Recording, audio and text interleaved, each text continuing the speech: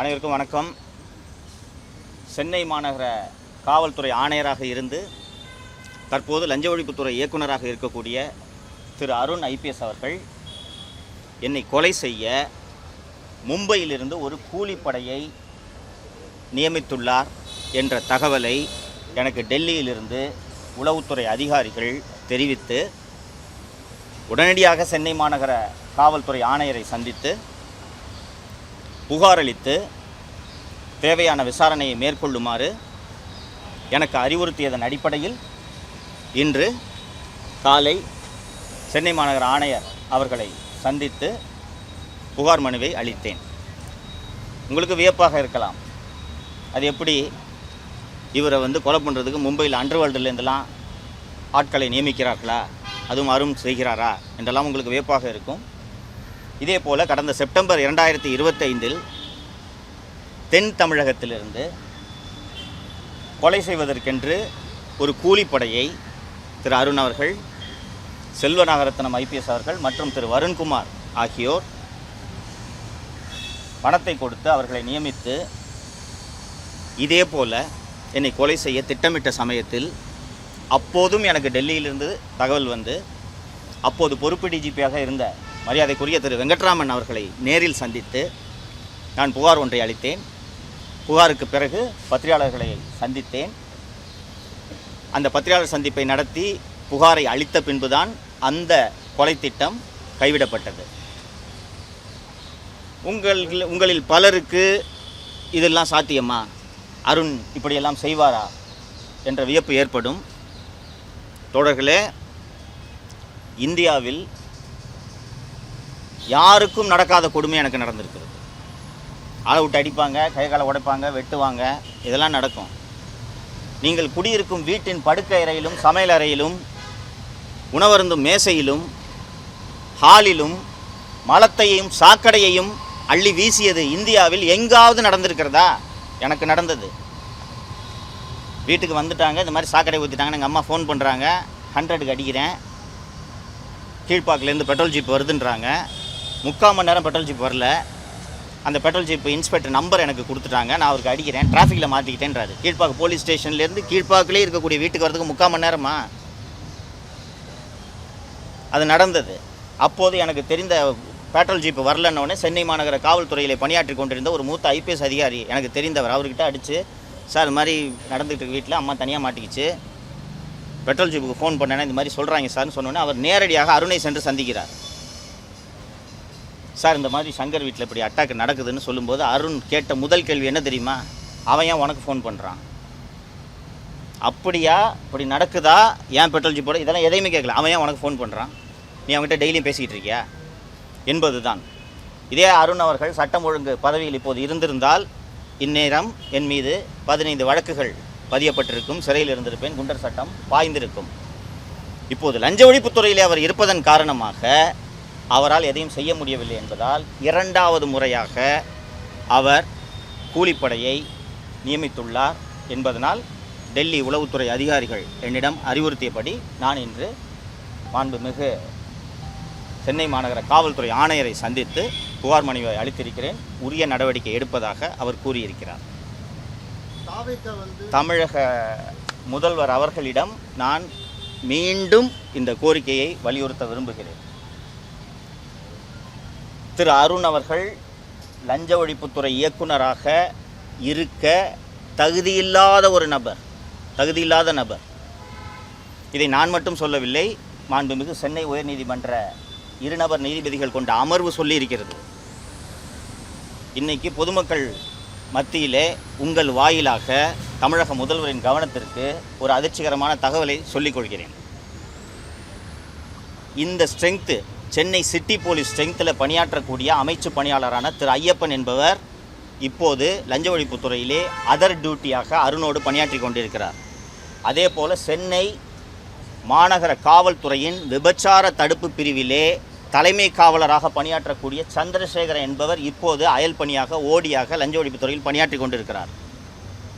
இவர்கள் ஐயப்பனும் இந்த சந்திரசேகரும் சேர்ந்து டயர் 3 பார்னு சொல்லுவாங்க. டயர் 3 பார்னா star hotel bars, star hotel பார்ஸில் ஐயப்பனும் சந்திரசேகரனும் இன்றும் மாமூல் வசூல் செய்து கொண்டிருக்கிறார்கள். இது மாநகர ஆணையருக்கு தெரியுமா, உளவுத்துறைக்கு தெரியுமா, மாண்புமிகு முதல்வருக்கு தெரியுமான்ட்டு எனக்கு தெரியாது. ஒரு லஞ்ச ஒழிப்புத்துறை இயக்குனர் ஒயின் ஷாப்பில், ஹோட்டல்ஸில், பார்ஸில் மாமூல் வசூல் பண்ணுறது உலகத்தில் எங்கேயாவது கேள்விப்பட்டிருக்கிறீர்களா? இதைத்தான் சென்னை உயர்நீதிமன்றம் சுட்டி காட்டியது. தவறான நபரை தேர்ந்தெடுத்திருக்கிறீர்கள் என்று. இப்போதாவது தமிழக முதல்வர் விழித்து கொண்டு இந்த நியமனத்தை மறுபரிசீலனை செய்ய வேண்டும் என்று கேட்டுக்கொள்கிறேன். தொடர்ந்து இது போன்ற இதை சொல்லிட்டு இருக்கீங்க. பட் சமூக ஊடகங்களையும் சரி நீங்கள் குற்றச்சாட்டு ஏன் மாற்றுறதுக்கான எந்த விதமான நடவடிக்கையும் எடுக்கலன்றது இது நீங்கள் தமிழக முதல்வரைத்தான் கேட்க வேண்டும். ஒரு குடிமகனாக, ஒரு சாமானிய மனிதனாக நாம் வலியுறுத்தத்தான் முடியும். இது முதல்வரோட முடிவு. முதல்வரோட கவனத்திற்கு மீண்டும் மீண்டும் இது செல்ல வேண்டும் என்பதற்காக தான் நான் உங்கள் வாயிலாக வலியுறுத்துகிறேன். உங்கள் வீட்டில் சாக்கடை கரைச்சி ஊற்றுனது செல்வ பிறந்ததுன்னு சொல்லி குற்றச்சாட்டு வச்சுங்க. இப்போ தாவேசத்தில் கூட்டணியில் இருக்காங்க. அப்புறம் அருண் அவர்கள் மேலே தொடர்ச்சியாக குற்றச்சாட்டு வச்சுட்டு அவங்களுக்கு முக்கிய பொறுப்பு கொடுத்துருக்காங்க. இப்போ ஏதாச்சும் நடவடிக்கை இருக்குன்னு நினைக்கிறீங்களா? ஆட்சி மாறினாலும் காட்சி மாறவில்லைன்ற மாதிரி தான். எனக்கு நம்பிக்கை இல்லை நண்பரே. உங்களுடைய ஆதங்கம் எனக்கும் இருக்கிறது, வருத்தம் இருக்கிறது. திரு அருண் அவர்கள் மீது இவ்வளவு குற்றச்சாட்டுகள் பொதுவெளியில் இருக்கிறது. நீதிமன்றங்கள் இப்படி கடுமையான கண்டனங்களை தெரிவித்த பிறகும் கூட திரு அருண் அவர்களை அந்த அற்புதமான துறையான லஞ்ச ஒழிப்புத்துறையின் இயக்குநராக நியமித்திருக்கிறார்கள். அப்போது அவர்களின் தயவிலே ஆட்சி நடக்கிறது, காங்கிரஸ் கட்சியின் தயவிலே ஆட்சி நடக்கிறது. அவர்தான் அதில் முக்கிய குற்றவாளி என்பது எல்லோருக்கும் தெரியும். அவரோடு தான் அந்த தாக்குதல் சம்பவத்தில் ஈடுபட்டவர்கள் இன்றும் செல்வ பிறந்தகையோடு சுற்றி கொண்டிருப்பதை நாம் பார்க்கிறோம்.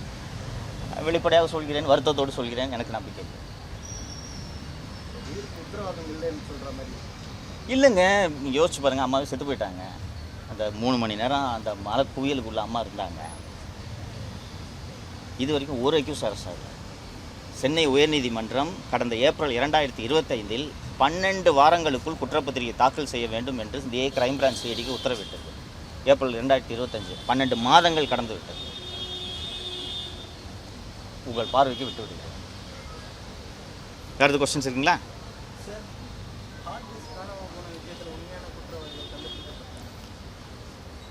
அந்த ஹார்ட் டிஸ்க் காணாமல் போன விவகாரம் மிக மிக தீவிரமான விவகாரம் என்பதை நான் ஏற்கனவே ஒரு பத்திரிகையாளர் சந்திப்பில் வலியுறுத்தி இருக்கிறேன். மின்சாரத்துறை அமைச்சர் திரு நிர்மல்குமார் அவர்களும் இந்த அரசும் அதோட சீரியஸ்னஸை புரிஞ்சுக்கிட்டாங்களான்ட்டு எனக்கு உள்ளபடியே தெரியவில்லை. விசாரணை நடக்கிறது, விரைவில் குற்றவாளிகள் கண்டுபிடிக்கப்படுவார்கள். விசாரணை நடப்பதனால் நான் எதுவும் சொல்ல விரும்பவில்லை அப்படின்றத அமைச்சர் திரு நிர்மல்குமார் அவர்கள் மீண்டும் மீண்டும் வலியுறுத்துகிறார். கடந்த 2025 தொடக்கத்தில் மின்வாரியத்தின் தலைவராக திரு ஜே ராதாகிருஷ்ணன் IAS அவர்களை தமிழக அரசு, அப்போதைய திமுக அரசு நியமித்தது. உங்களுக்கு திமுக அரசில் நடந்த நியமனங்கள் எல்லாருமே நண்பர்கள் அத்தனை பேருக்கும் தெரியும். ஒரு பணம் கொழிக்கும் ஒரு துறையின் தலைவராக எப்படிப்பட்ட IAS அதிகாரியை போடுவாங்க? நேர்மைக்கு பெயர் போன ஒரு அதிகாரியை போடுவாங்களா? நீங்கள் டிரான்ஸ்ஃபார்மர் டெண்டரில் அடிக்க முடியுமா, சோலார் டெண்டரில் அடிக்க முடியுமா, ப்ரைவேட் பவர் பர்ச்சேஸில் அடிக்க முடியுமா? எதில் பண்ண முடியும்? நமக்கு சொல்கிறதுக்கெல்லாம் ஒத்துழைப்பு கொடுக்கக்கூடிய ஒரு அதிகாரி தான் அங்கே போடுவாங்க. அப்படித்தான் இன்னொன்று, அந்த நேரத்தில் அந்த நியமனத்தில் இருக்கக்கூடிய சிக்கல் என்னன்னு கேட்டிங்கன்னா, பெயருக்கு தான் திரு சிவசங்கர் அமைச்சர், துறையை நடத்துனது செந்தில் பாலாஜி. அப்போ இது ரெண்டுக்கும் ஏற்றார் போன்ற ஒரு அதிகாரியை அங்கே நியமிக்கணும். அந்த அதிகாரியவே மாற்றாமல் நீங்கள் எப்படி சார் ஊழலை கண்டுபிடிக்க போகிறீங்க? சொல்கிறாரு நாங்கள் குற்றவாளிகளை கண்டுபிடிப்போன்ட்டு. நான் அந்த ஏற்கனவே பத்திரிகையாளர் சந்திப்பில் சொன்னேன். நான் ஒரு அரசு அலுவலகத்தில் 18 ஹார்ட் டிஸ்க்கை திருடுறதுக்கு எப்படிங்க கவர்மெண்ட் சர்வெண்ட்டுக்கு துணிச்சல் வரும்? அப்படி அது நடக்குதுன்னா அதில் சம்மந்தப்பட்டவர்கள் தான் அதை செய்ய வேண்டும். அதில் சம்மந்தப்பட்டவர் செந்தில் பாலாஜி மற்றும் சிவசங்கர், அவங்க 2 பேருமே அங்கே இல்லை. இப்போ யார் தொடர்ந்து அங்கே இருக்கிறது? திரு ஜே ராதாகிருஷ்ணன் திமுக ஆட்சியிலும் மின்வாரிய தலைவராக இருக்கிறார், இப்போதும் மின்வாரிய தலைவராக இருக்கிறார். அப்போ அவரை மாற்றாமல் நீங்கள் எப்படி இந்த ஊழலை கண்டுபிடிப்பீங்க? ஹார்ட் டிஸ்க்குகள் காணாமல் போனதும் முதல் சந்தேகம் இவரை நோக்கி தான் நீங்கள் திரும்பி இருக்கணும். இன்னைக்கு நான் முதல்வர் பார்வைக்கு வச்சிடுறேன். அதை நீங்கள்லாம் இன்டெலிஜென்ட்டான ஆட்கள், இந்த பத்திரிகையாளர்கள், உங்களுக்கு தெரியும். நான் வெளிப்படையாக சொல்ல விரும்பலை, நான் சொல்லிடுறேன். பிரதர், உங்களுக்கு தெரியும், சம்மர் ஆல்மோஸ்ட் முடிஞ்சிருச்சு, ரைட்டுங்களா? இந்த ஏன் மின்வெட்டுன்னா, எங்கள் வீட்லேயும் மின்வெட்டு போது வருது. எல்லார் வீட்லேயும் ஃப்ரிட்ஜு, வாஷிங் மிஷினு, டிவி எல்லாமே வச்சுருக்கோம். ஒரு நாளைக்கு 20 வாட்டி கரண்ட் போயிட்டு வந்துச்சுன்னா விளங்குமாங்க அந்த மிஷினு? இன்னும் பல பேர் உங்களில் இஎம்ஐ கட்டிகிட்டு இருப்பீங்க. அந்த டிவி ஃப்ரிட்ஜுக்கெலாம் இஎம்ஐ கட்டிகிட்டு இருப்பீங்க இல்லைங்களா? இப்படி கரண்ட் போயிட்டு வந்துச்சுன்னா என்னங்க ஆகும்? அந்த பொருள் வாங்க முடியுமா திருப்பி? கேட்டால் மின் தேவை அதிகமாக இருக்கிறது, மின் பகிர்மானத்தில் சிக்கல், விநியோகத்தில் சிக்கல் இல்லைன்ட்டு ஒரு புதிய விளக்கத்தை ராதாகிருஷ்ணன் கொடுக்குறார். உங்களுக்கு முதல் வாரத்தில் கத்திரி வெயிலில் இந்த ஷார்ட்டேஜ் நடந்துச்சுன்னா நான் புரிஞ்சுக்கிறேன், வெயில் பீக்கில் இருக்குன்ட்டு. ஆல்மோஸ்ட் சம்மர் முடிஞ்சிருச்சு, கேரளாவில் பருவமழை தொடங்கி விட்டது. அந்த பீக் சம்மரில் இருந்ததை விட அதிகமான மின்வெட்டு இப்போது இருக்கிறதா? எப்படிங்க வருது? அப்போ அதிகாரிகள் இன்னும் திமுக கைவசம் தான் இருக்கிறாங்கன்றது சொல்றீங்களா?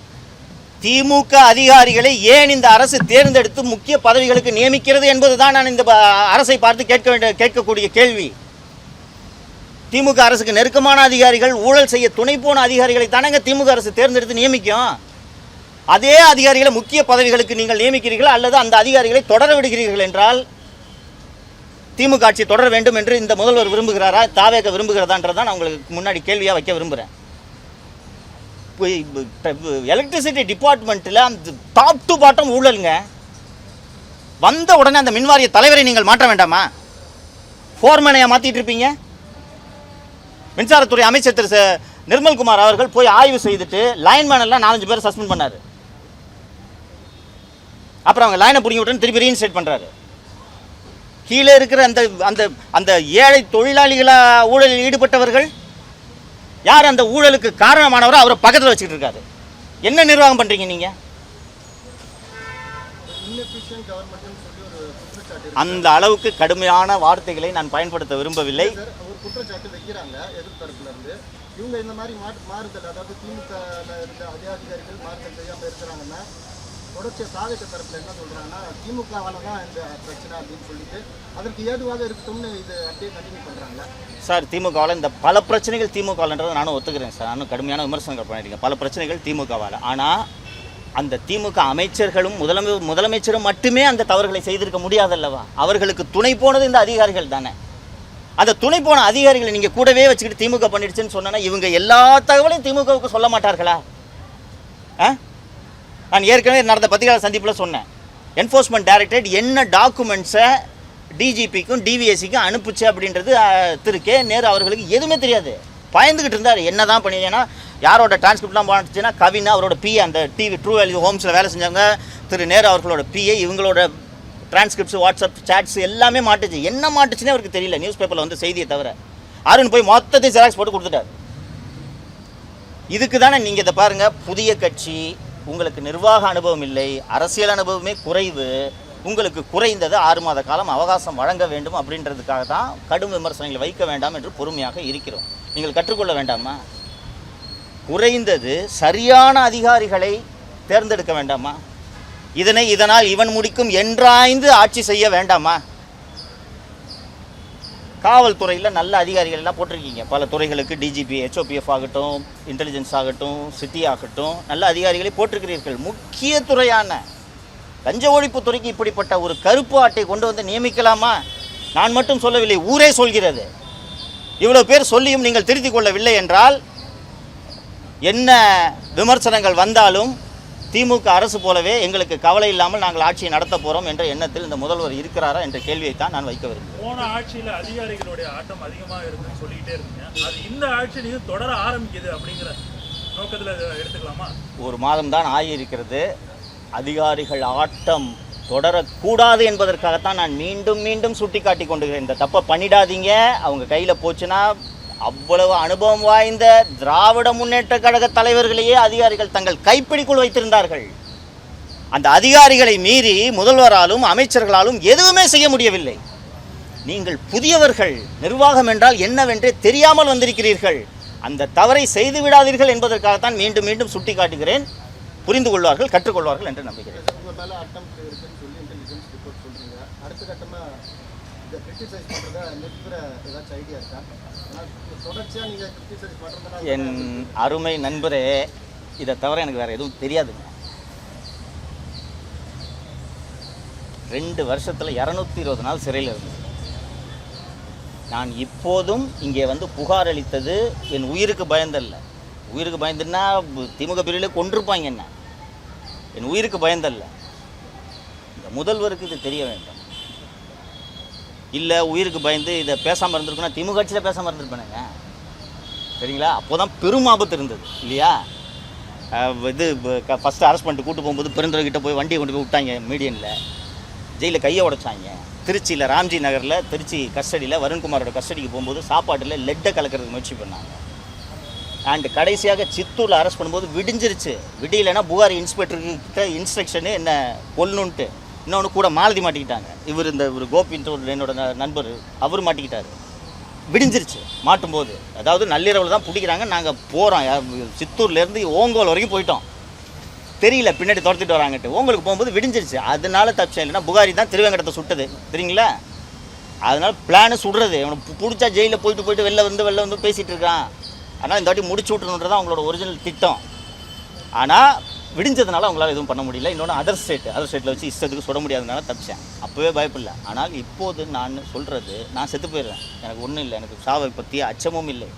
ஆனால் உங்கள் ஆட்சிக்கு இது எவ்வளோ பெரிய அவப்பெயராக இருக்கும், கரும்புள்ளியாக இருக்கும். திமுக ஆட்சியில் கூட நடக்காத மரணம் தாவேக ஆட்சியில் நடந்ததுன்றது முதல்வருக்கு இழுக்கு என்பதை அவர் புரிந்து கொண்டு செயல்பட வேண்டும். இடத்துல சென்று போய் சேரும் அப்படின்னு நினைக்கிறீங்களா? நீங்கள் சென்று சேர்ப்பீர்கள் என்ற நம்பிக்கை எனக்கு இருக்குது. அந்த முதல்வரை போல உலகம் அறியாத முதல்வர் அல்ல, உலகத்தை அறிந்து கொள்ள முயற்சிக்கும் முதல்வர் என்று நான் நம்புகிறேன். சரிங்களா? நன்றி.